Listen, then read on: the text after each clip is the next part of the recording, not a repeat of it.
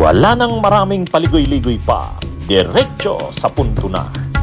Maiksi lang ang komentaryo, pero diretso sa punto.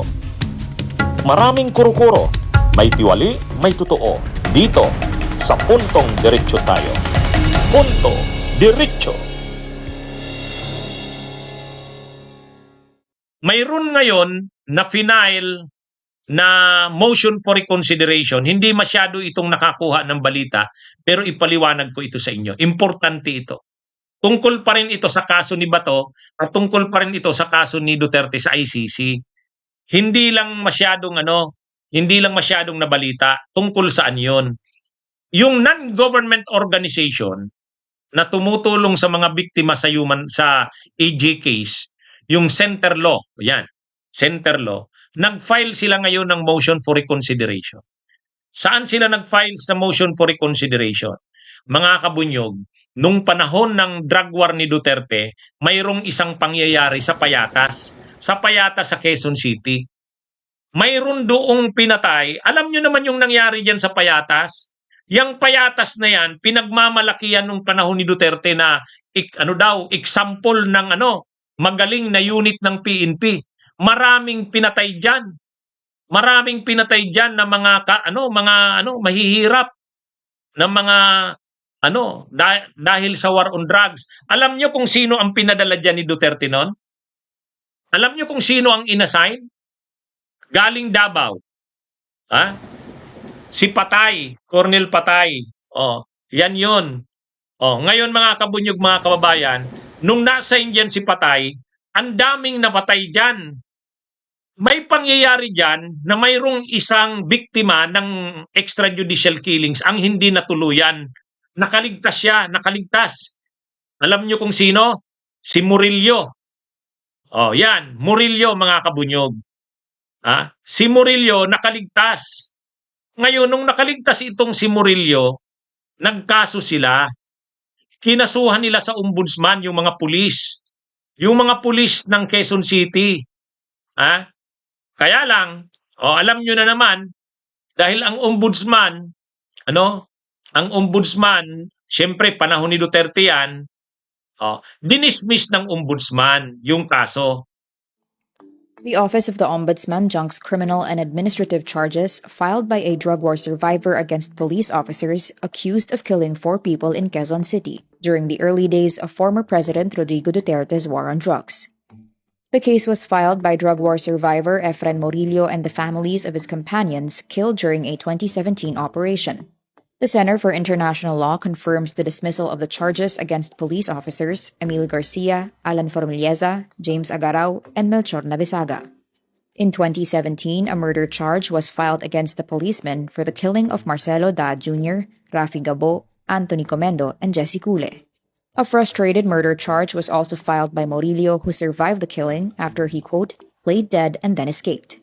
Morillo testified how his friends were shot by police in the head or torso at close range while they were playing pool in Quezon City. 2017, dinismiss.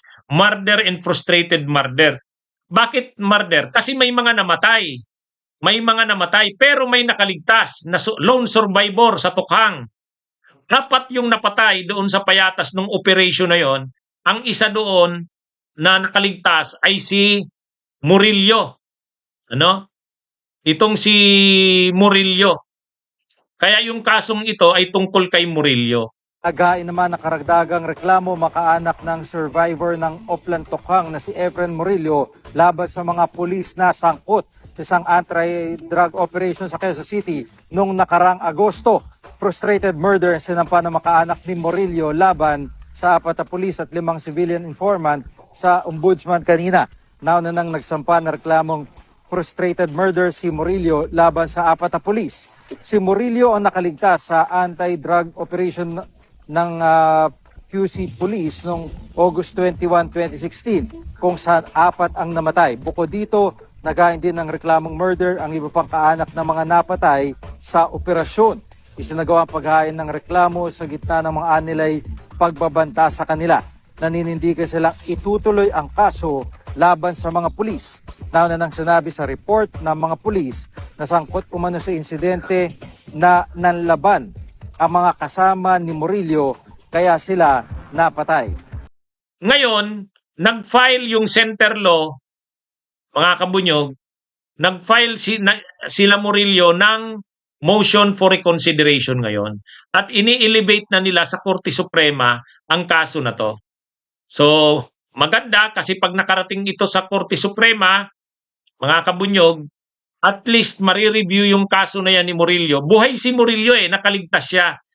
So, motion to elevate to the Supreme Court and bank.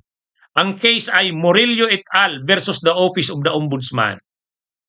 So, i-challenge dito pagdating sa Korte Suprema yung dismissal ng Ombudsman noong 2017 sa kasong murder at frustrated murder sa mga pulis ng Quezon City.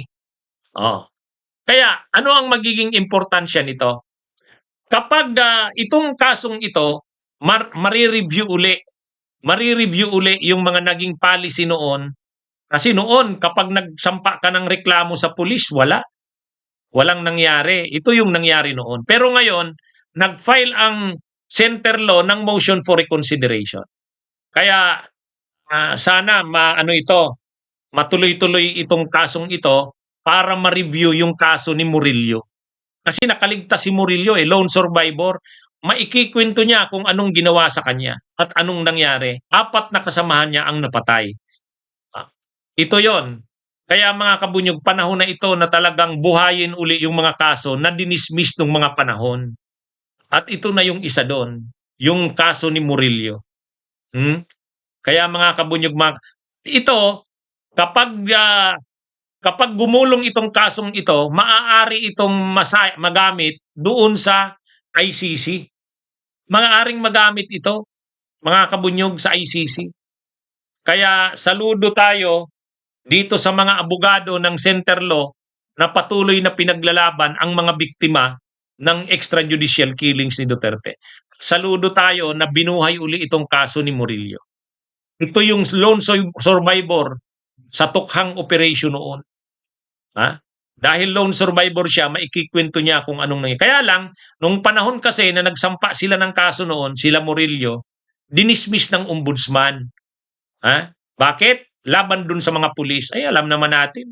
Nung panahon kasi ni Duterte, ang ombudsman, wala Kot kay Duterte. Kaya pag nag-file ka ng demanda noon, wala. Dismissed. Pero ngayon, iba na. Kaya, nag-motion for reconsideration itong kampo ni Murillo. I-review uli yung kaso na yan. Bunyog, halikan na kasama ka. Bunyog, kapag buklod ay may pag-asa. Luzon, Visayas, Mindanao, isa ang pananaw. Sa bagong Pilipinas ang bunyog isisigaw. Bunyog, bunyog.